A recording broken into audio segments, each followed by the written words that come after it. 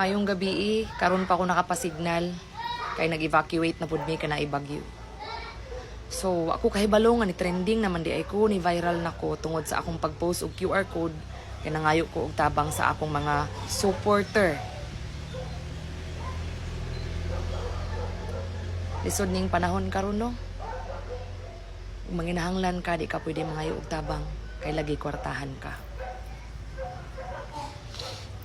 Wala man ang tamoy kahibalo kung unsa among tinuod nga naagian.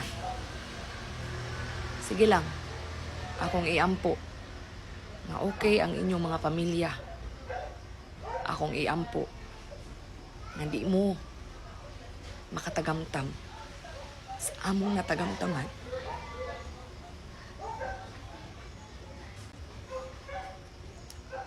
Di ko muhilak kay human ako hilak.